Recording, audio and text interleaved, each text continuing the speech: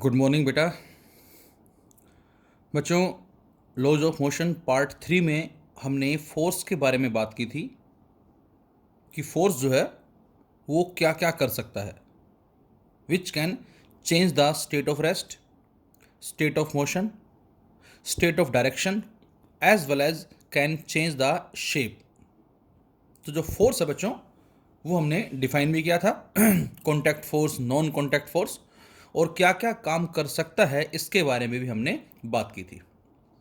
और अब हमारे पास पार्ट 4 जो है, इसमें बेटा हम स्टडी करेंगे न्यूटन के first law as well as second law के बारे में, और इसके साथ साथ हम स्टडी करेंगे फोर्स की जो यूनिट्स हैं वो कौन कौन सी होती हैं। कुछ बच्चे कह रहे हैं कि सर सीबीएसई ने कुछ सिलेबस रिमूव कर दिया। बिल्कुल ठीक है जिसमें आई थिंक मोमेंटम शायद मेंशन्ड है, रिमूव कर दिया, लेकिन बेटा ये पढ़ना ज़रूरी है क्योंकि आगे इस मोमेंटम पे बहुत सारे कॉन्सेप्ट्स हमें मिलते हैं। तो उन कॉन्सेप्ट्स को समझने के लिए ये हमें पढ़ना ज़रूरी है। तो अभी फ़िलहाल जो टॉपिक्स आ रहे हैं आपके पास उनको सभी को स्टडी करना है और साथ साथ नोट्स भी प्रिपेयर करने हैं आपको। So let us start Newton first as well as second law. So first of all Newton first law of motion. Newton का जो फर्स्ट लॉ ऑफ मोशन जो बच्चों, जिसको हमने लॉ ऑफ इनर्शिया का भी नाम दिया है, और इनर्शिया का कॉन्सेप्ट क्या है ये हम अच्छी तरह से स्टडी कर चुके हैं। So according to Newton's first law of motion, Newton का फर्स्ट लॉ कहता है बेटा कि यदि कोई बॉडी रेस्ट में है तो वो रेस्ट में ही रहेगी, और यदि वो बॉडी एक यूनिफॉर्म मोशन में है अलोंग ए स्ट्रेट लाइन, या ये कहें उसकी वेलोसिटी कांस्टेंट है, कब तक? जब तक उस पर कोई फोर्स काम नहीं कर रहा, जब तक उस पर नेट फोर्स जो है बेटा वो क्या है, जीरो है। दैट इज एक्सटर्नल फोर्स बोलेंगे इसको हम, not internal force. Internal force जो किसी बॉडी में जो पार्टिकल्स मौजूद हैं उनकी वजह से एक दूसरे पर लग रहा है, उसको हमने इंटरनल का नाम दिया है। जबकि किसी भी बॉडी की जो स्टेट चेंज हो रही है वो एक्सटर्नल फोर्स की वजह से चेंज हो रही है। तो फर्स्ट लॉ यही कहता है कि यदि कोई बॉडी रेस्ट में है तो वो रेस्ट में रहेगी, और यदि वो यूनिफॉर्म मोशन में है अलोंग ए स्ट्रेट लाइन तो उसी में ही रहेगी जब तक उस पर कोई फोर्स काम नहीं करेगा। यदि उस पर कोई बैलेंस्ड फोर्स है तो उसकी स्टेट में कोई चेंज नहीं आएगा। स्टेट में चेंज आने के लिए बच्चों उस पर अनबैलेंस फोर्स होना चाहिए। अनबैलेंस का मतलब, जैसे मैं आपसे कहता हूं कि हमारे पास ऑब्जेक्ट है सपोज कोई, और ये ट्रेवल कर रहा है, या ये कहें हमने फोर्स अप्लाई किया, तो फोर्स अप्लाई करेंगे तो क्या होगा, पोजीशन चेंज होगी, लेकिन ये एक्सेलरेट्स भी करेगा। अब जितना फोर्स ये है उतना ही यदि अपोजिंग फोर्स आ जाए तो क्या होगा बच्चों, जितना फोर्स ये है उतना ही अपोजिंग फोर्स आ जाए तो हम क्या बोलेंगे, नेट फोर्स जीरो। तो इसको बोलते हैं बैलेंस्ड फोर्स। और यदि ये इम्बैलेंस्ड होए, अनबैलेंस्ड होए, अलग अलग होए, तो उस केस में एक्सेलरेट्स होगा, ये हम कह सकते हैं। तो ये भी कंडीशन हम ऐसा बोल सकते हैं कि नेसेसरी कंडीशन है कि उसकी स्टेट में चेंज नहीं आएगा। कब तक? जब तक उस पर एक बैलेंस्ड फोर्स काम कर रहा है, और अनबैलेंस्ड है तो चेंज होगा। तो यही हमारा कॉन्सेप्ट था इनर्शिया का भी। सो कह सकते हैं it means a body itself can not change in its state by its own.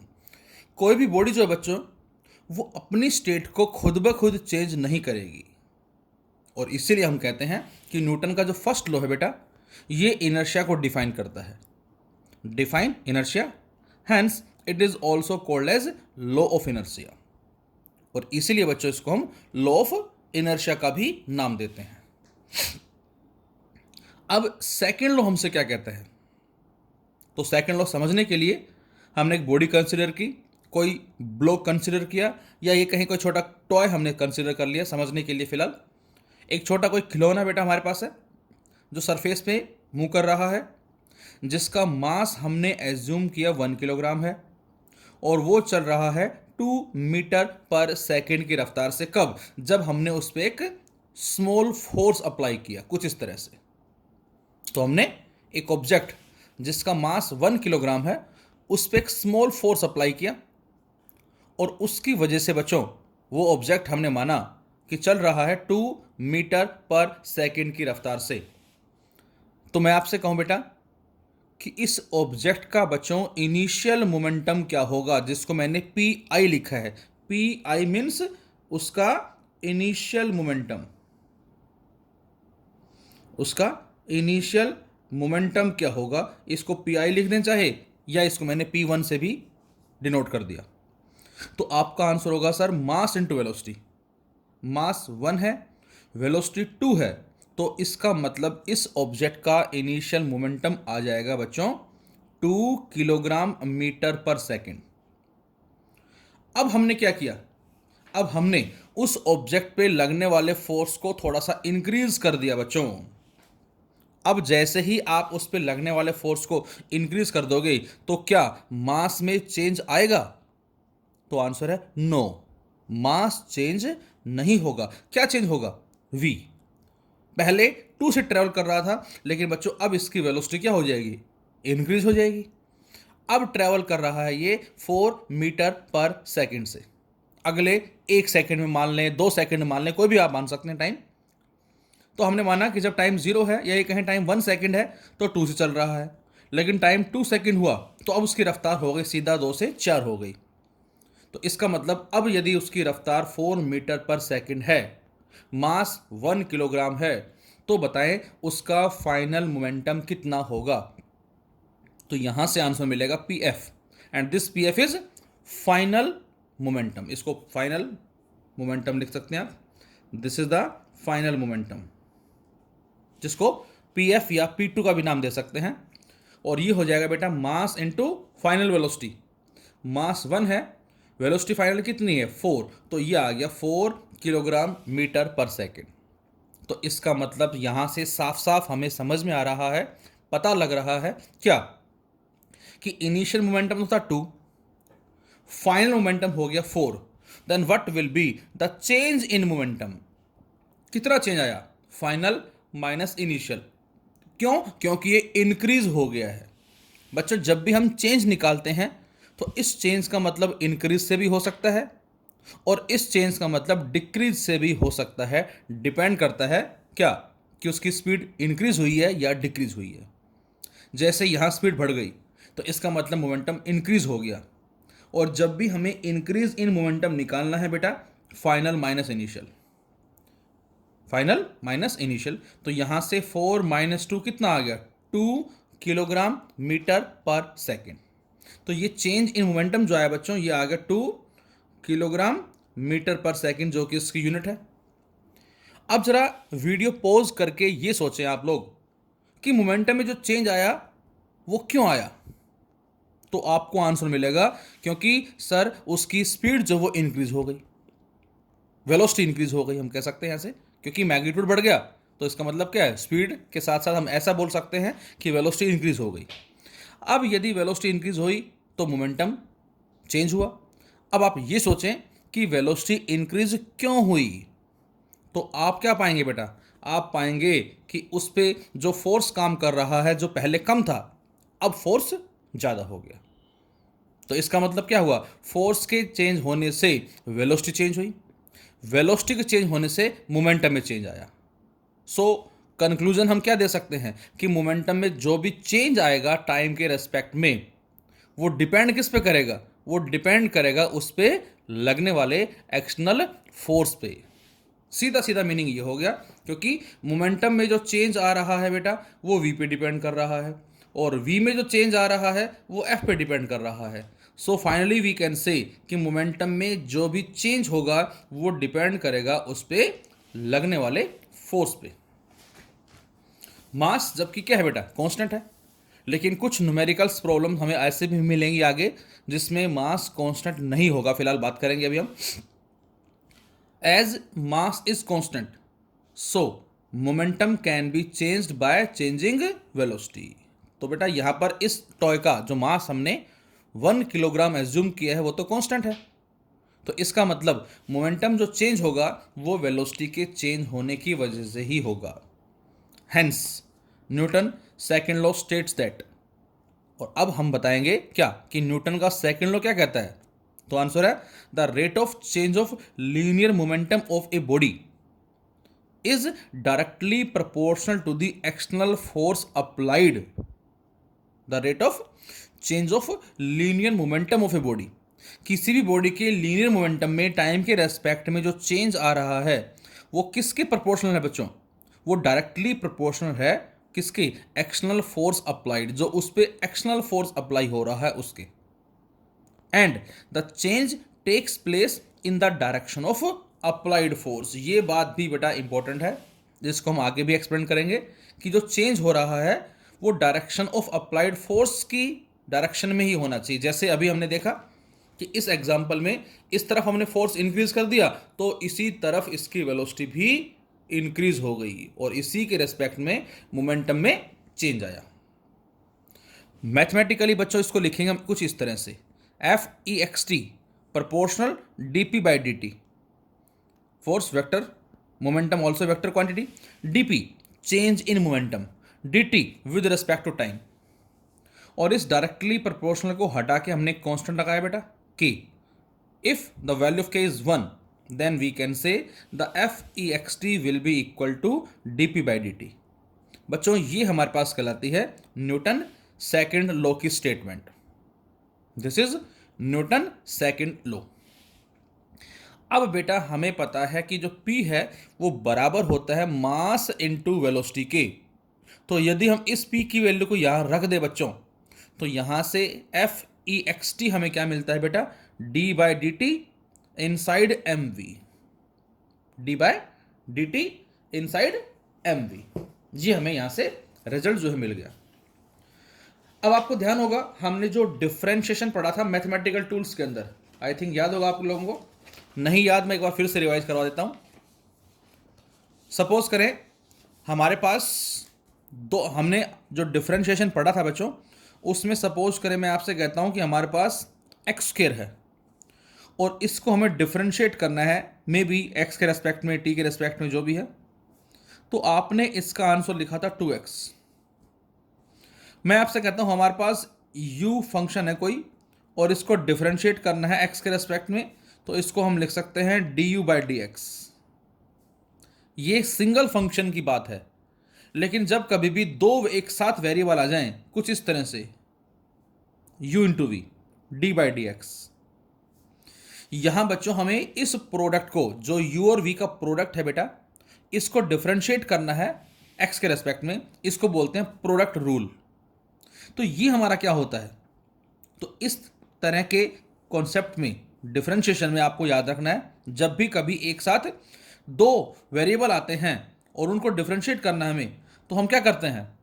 तो आंसर है एक बार फर्स्ट को एज इट इज रखते हैं, सेकंड को डिफरेंशिएट करते हैं, plus second as it is first का डिफरेंशिएशन।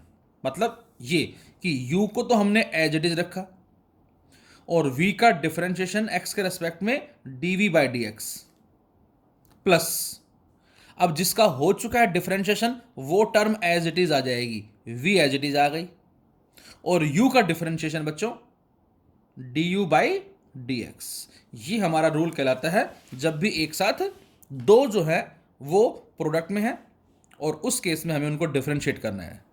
तो first function as it is differentiation of second plus second as it is differentiation of first. किसी को पहले लिख दो किसी को बाद में लिख दो, नो मैटर, क्योंकि a प्लस बी और b प्लस ए दोनों का मीनिंग सेम होता है बच्चों।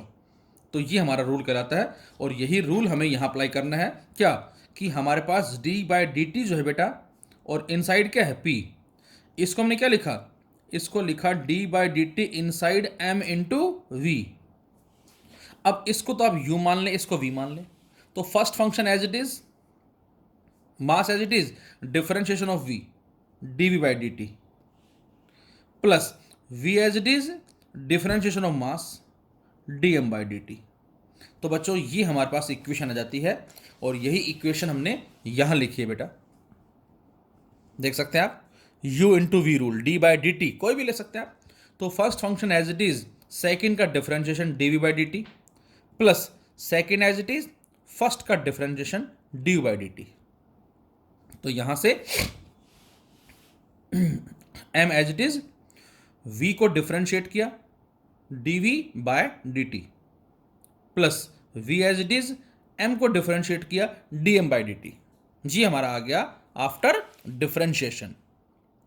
अब यदि बच्चों मैं आपसे कहता हूं v कांस्टेंट है, v इज कांस्टेंट, यदि वेलोसिटी कांस्टेंट है तो अब आप बताएं dv बाय dt क्या होगा। dv का मतलब change in velocity, initial velocity जो है बेटा वही फाइनल वेलोसिटी है, then what will be the change, then answer is 0।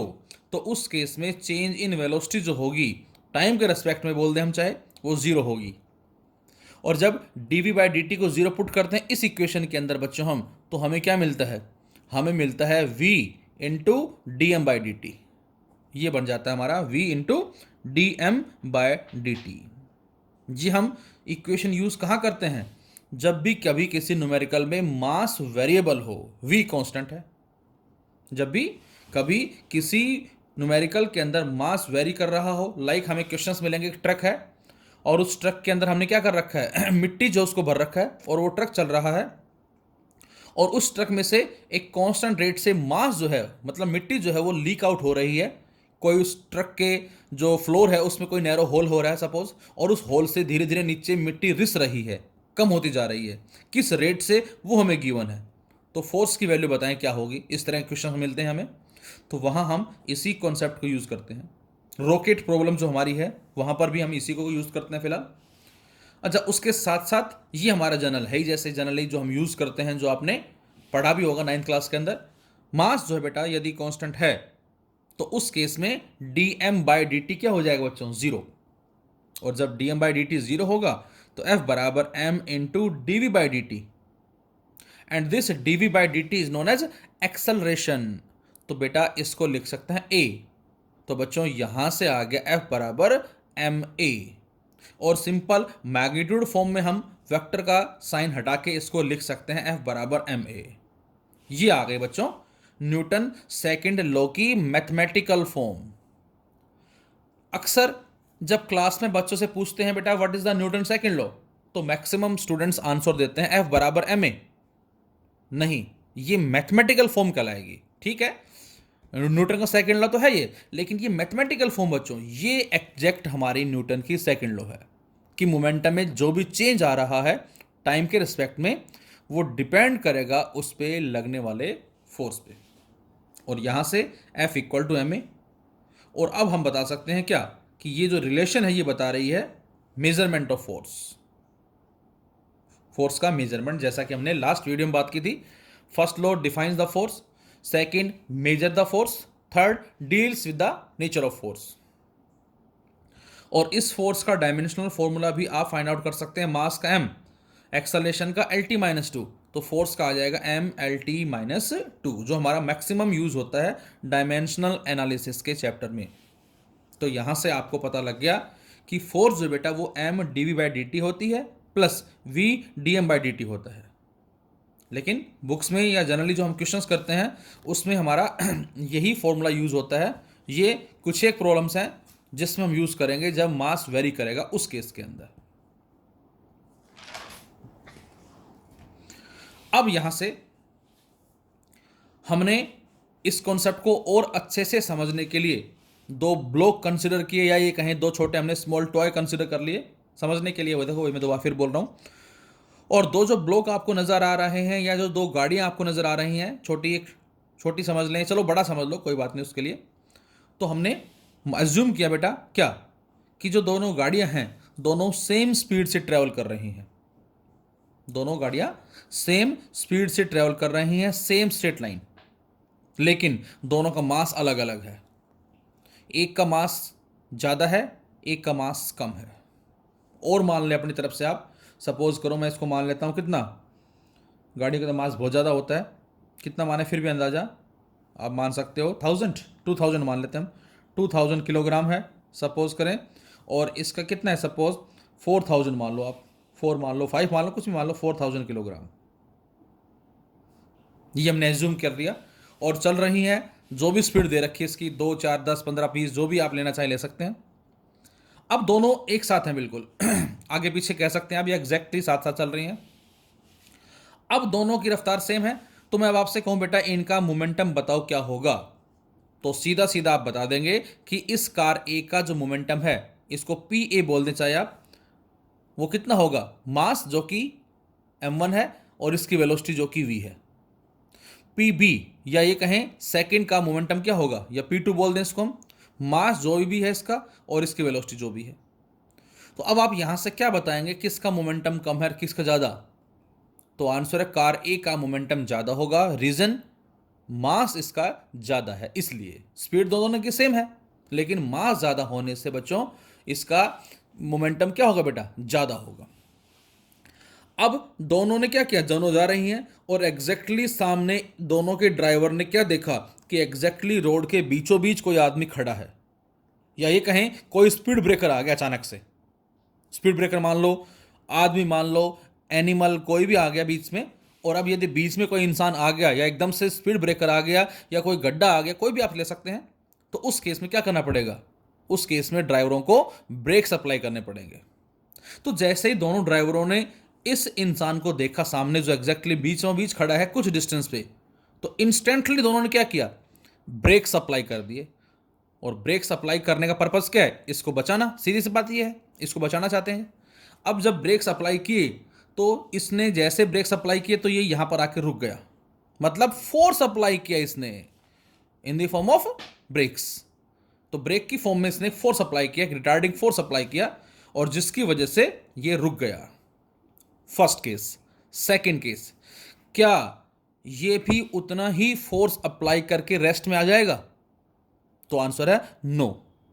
इसको क्या उतना ही फोर्स लगाना पड़ेगा? तो आंसर है नो, ताकि जितने टाइम में ये रुका है उतने ही टाइम में ये रुक जाए। मैं अपनी बात को फिर रिपीट करता हूं बच्चों, क्या दोनों को सेम फोर्स अप्लाई करना पड़ेगा ताकि जितने टाइम में ये रुका यहां पर आके उतने ही टाइम में ये भी रुक जाए? तो आंसर होगा नो, दोनों को डिफरेंट डिफरेंट फोर्स अप्लाई करना पड़ेगा। रीजन आपको साफ नजर आ रहा है, क्योंकि दोनों का मोमेंटम बेटा अलग अलग है। एक का मोमेंटम कम है, एक का मोमेंटम ज्यादा। हम चाह रहे हैं कि दोनों का मोमेंटम फाइनल जीरो हो जाए with in equal interval of time. तो बच्चों इसके ऊपर ज्यादा फोर्स अप्लाई करना पड़ेगा और इस पे कम अप्लाई करना पड़ेगा। तो यही हमने बात इस एग्जाम्पल में, इस पॉइंट में लिखी है। क्या? In this example, two cars A and B having different masses are moving on the same direction with the same speed. Then car A having more momentum due to more mass. If any person comes in the middle of the road and as the driver of B saw it, he quickly apply the brakes and stop it. So it's momentum becomes zero. तो और ये breaks apply करके rest में आ जाएगा और इस इंसान को बचा लेगा, और इसका मोमेंटम क्या हो गया बच्चों, जीरो हो गया। तो मैं आपसे कहूं what is the change in momentum of B? तो आंसर है फाइनल माइनस इनिशियल। फाइनल कितना बेटा, जीरो। इनिशियल हमने क्या मान लिया, इसको पी बी मान लो। तो बच्चों माइनस का मतलब क्या है, लॉस हो गया। माइनस का मतलब क्या हो बेटा, मोमेंटम लॉस हुआ, माइनस आ जाएगा। इसी तरह से यदि ए की बात करें हम, तो इसका क्या आ जाएगा, delta P A equal to minus P A के बराबर आ जाएगा, इसका भी लॉस होगा। तो हमने लिखा quickly apply the brakes and stop it, so it's momentum becomes zero. कौन सा जीरो हो गया, final momentum becomes zero. But the car A which is just behind B, जो कि एग्जैक्टली बी के पीछे है, सी द पर्सन, उसने पर्सन को देखा, जैसे पर्सन देखा and want to stop the car, then the driver of A must have to apply brakes in the same time as using B, then more force is required to do the same job. क्यों force ज्यादा क्यों चाहिएगा, क्योंकि बेटा इसका momentum ज्यादा है, और इसलिए बच्चों हम कहते हैं क्या, और दोनों का मोमेंटम जीरो हो जाएगा फाइनल। तो इसका मतलब क्या हुआ, if you want that change in momentum of both the cars equal to their initial momentum.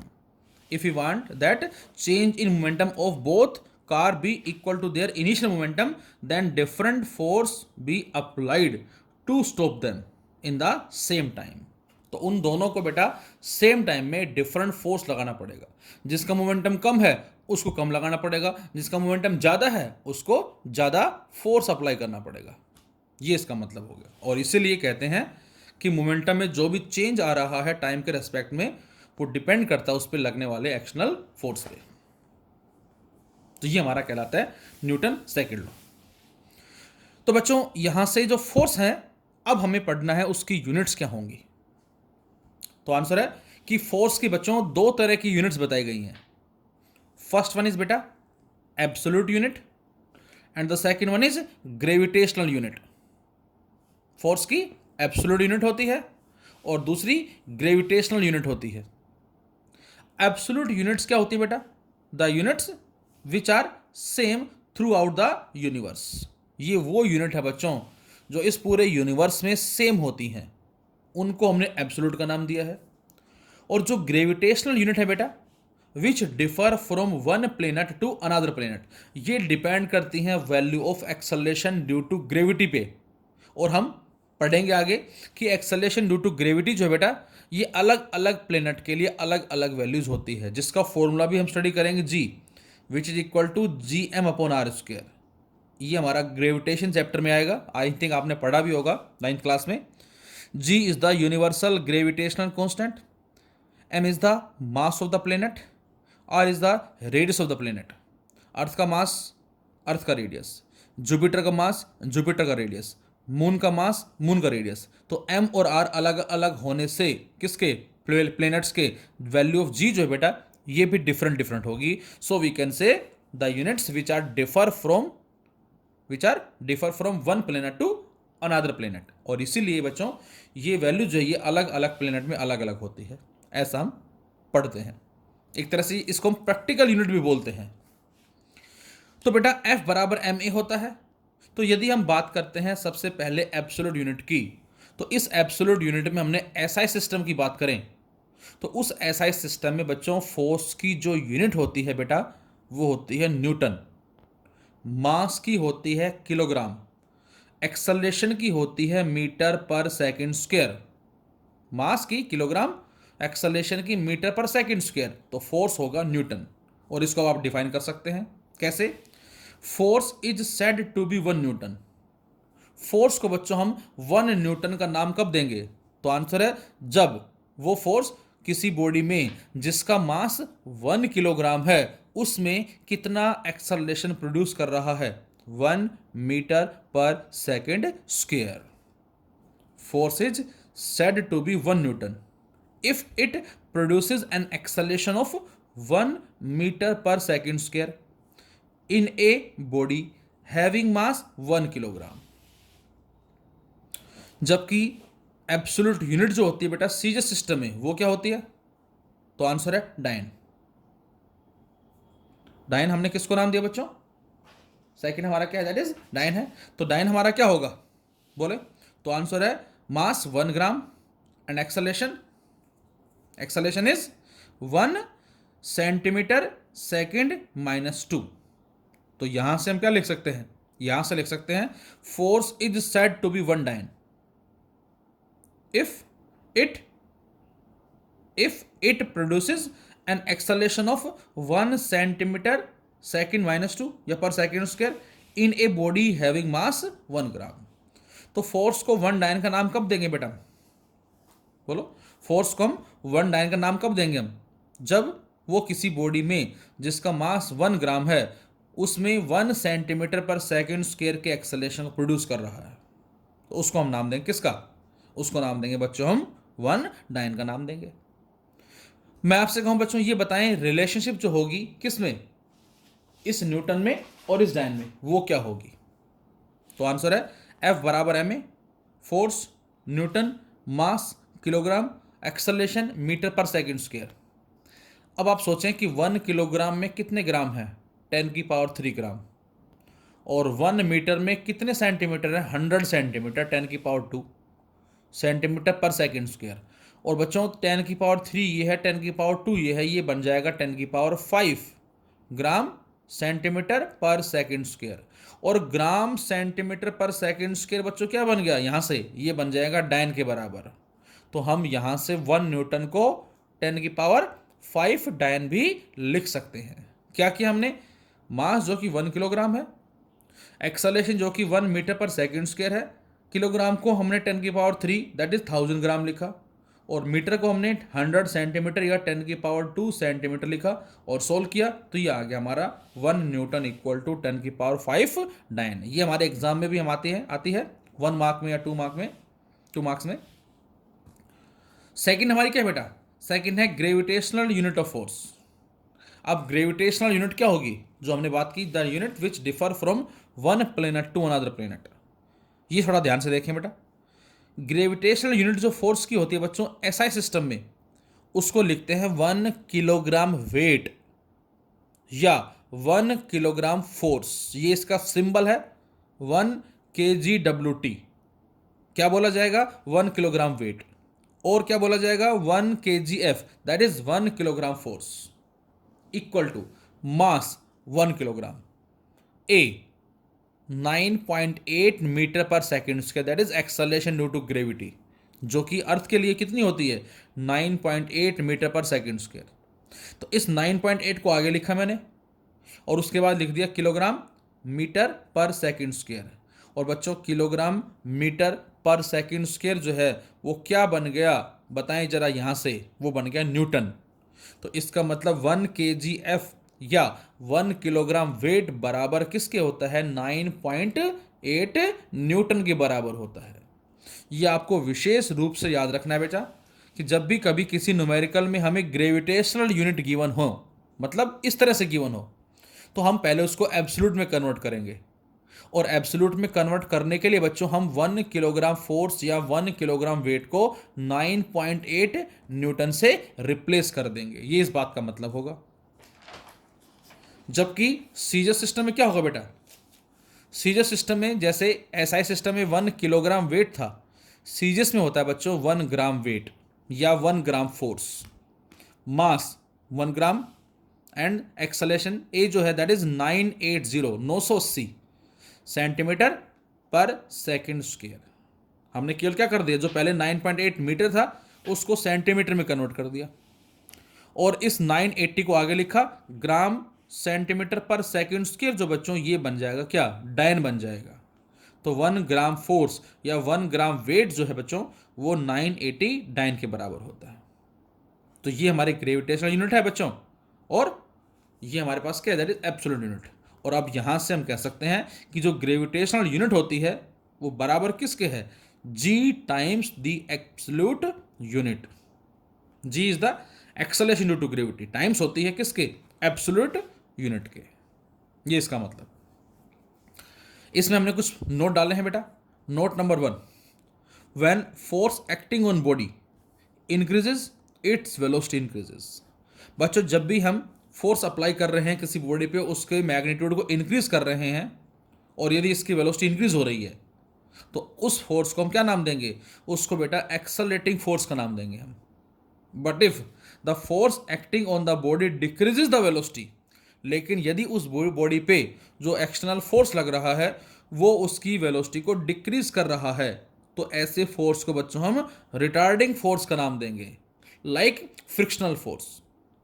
किसी बॉडी पे फोर्स लगाया और वो चल रही है सरफेस पे, लेकिन फ्रिक्शनल फोर्स उसके मोशन को अपोज करता है, तो वो हमारा एक रिटार्डिंग फोर्स होगा।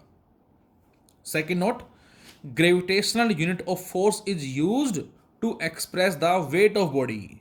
जो बच्चों ग्रेविटेशनल यूनिट की अभी जो मैंने बात की आपको, ये हमारे पास यूज करते हैं किसके लिए, किसी भी बॉडी के वेट को एक्सप्रेस करने के लिए। जैसे मैं आपसे कहता हूं क्या, किसी बॉडी का मास जो बेटा वो 10 किलोग्राम है, तो इसका वेट क्या होगा, तो आंसर है इसका जो वेट होगा वो होगा 10 किलोग्राम वेट, और वी कैन से 10 किलोग्राम फोर्स। ये इस बात का मतलब है। और अब मैं आपसे कहूं इसको एब्सोल्यूट में कन्वर्ट करें, तो आप लिखेंगे 10 इंटू 1 kgF।